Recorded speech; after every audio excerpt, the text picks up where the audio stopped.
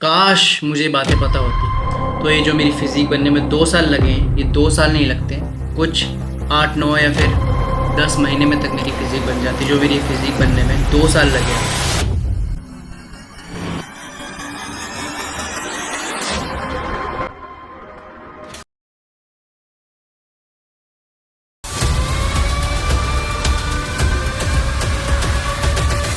तो आज हम बात करने वाले हैं न्यूबी गेन्स के बारे में।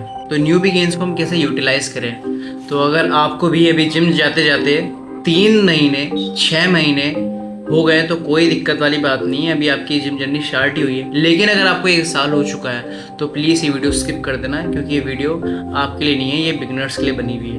क्योंकि आपने अभी तक अपने न्यूबी गेन्स यूटिलाइज कर चुके हैं। 1 साल के अंदर अंदर हमारे सारे न्यूबी गेन्स यूटिलाइज हो जाते हैं। उसके बाद जो हमारी प्रोग्रेस होती है वो बहुत ज़्यादा स्लो होती है और डिपेंडेंट होती है हमारे मसल मेमोरी के ऊपर। तो सबसे पहले हम बात करते हैं हमें किन किन पॉइंट का ध्यान रखना है। ये कुछ 4-5 पॉइंट है, इनको आपको पकड़ के चलना है। तो ये चीज़ें अगर आपने अच्छे से समझ ली तो आपकी फिजिक भी स्काई रॉकेट हो जाएगी। और मेरी बात मान लो, आप जो फिजिक बनाना है मुझे इतना टाइम लगा है, ये इतना टाइम नहीं लगता अगर ये सब नॉलेज मेरे पास होती जो मैं आपको देने वाला हूँ आज।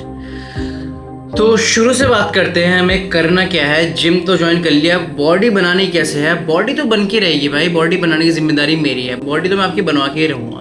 तो बॉडी बिल्डिंग में बहुत छोटी से छोटी चीज़ें मैटर करती हैं। अगर आपने गलत टाइम पे पानी भी पी लिया तो आपका प्रोटीन डाइजेशन में इशू हो सकते हैं। ये बात समझ लो आप। अब मैं इतना डीप जाना नहीं चाहता, मैं आपको बताता हूँ। सबसे पहले हमें क्या करना है। सबसे पहले हमें एक अच्छा जिम ज्वाइन करना है। अगर आप भी 300-500 वाले में जाते हैं जिम, तो प्लीज़ अभी वो जिम लीव कर दो, क्योंकि वो जिम में आप अच्छे से वर्कआउट नहीं कर पाओगे। उस जिम में इतनी मशीनें नहीं हैं।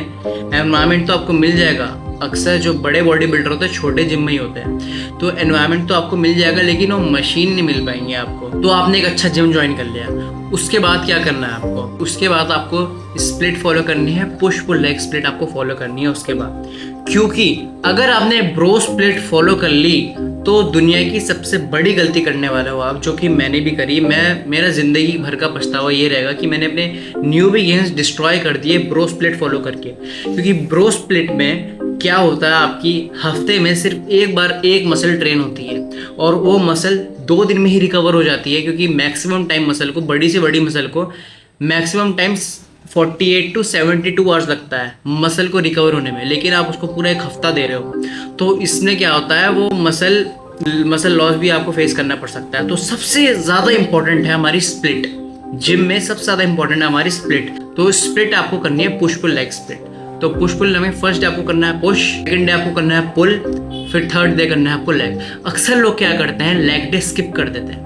और लेग भी उतने ही इंपॉर्टेंट है जितनी आपकी अपर बॉडी। जब तक हमारी लोअर बॉडी मजबूत नहीं होगी तब तक हमारी अपर बॉडी में वो क्लैरिटी नहीं आएगी। तो आपको ये स्प्लिट फॉलो करनी है, पुश पुल लेग। और एक्सरसाइजेस आपको क्या क्या करनी है वो मैं आपको डिटेल में बताऊंगा। आप मुझे इंस्टाग्राम में मैसेज कर सकते हैं, क्योंकि हर किसी के लिए हर कोई एक्सरसाइज वर्क नहीं करती है।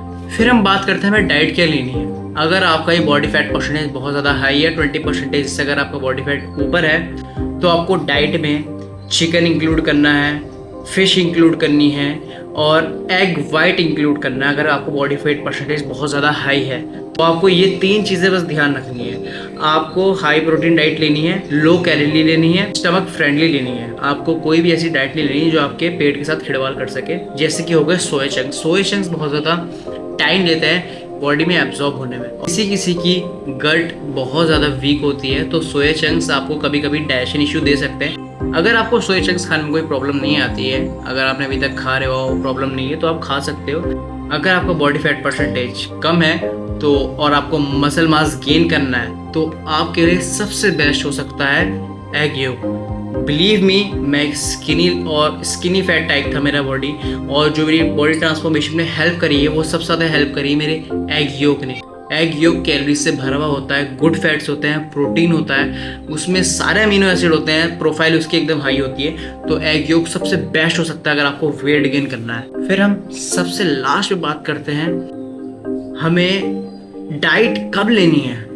तो डाइट लेने का भी एक अपना परफेक्ट टाइम बनाओ। अगर आप जैसे आप अपना शेड्यूल बनाओ बिल्कुल, क्योंकि हमारी बॉडी तभी परफेक्टली वर्क करेगी जब उसको परफेक्ट टाइम पे फूड मिलेगा। अगर अपनी सेकंड मील कभी 2 बजे ले रहे हो, कभी 2:30, कभी 3, कभी 4 बजे ले रहे हो, तो ऐसा बहुत ज़्यादा दिक्कत कर सकती है आपकी बॉडी और लॉन्ग टर्म में आपको बहुत ज़्यादा इश्यूज आ सकते हैं। तो अपना एक परफेक्ट टाइम बनाओ, उसी टाइम आपको अपनी डाइट लेनी ही लेनी है किसी भी हाल में, ठीक है। और अगर आपको एक पर्सनलाइज्ड डाइट चाहिए, मैं आपको भेज दूंगा। आप मुझे इंस्टाग्राम पे भी फॉलो कर सकते हो और मुझे मैसेज कर सकते हो। मैं आपके डीएम्स का हमेशा हमेशा रिप्लाई दूंगा, और आपकी कोई भी क्वेरीज हो तो इंस्टाग्राम पे आप मुझसे मैसेज कर सकते हो। So guys, that's it for this video. Meet you in next episode.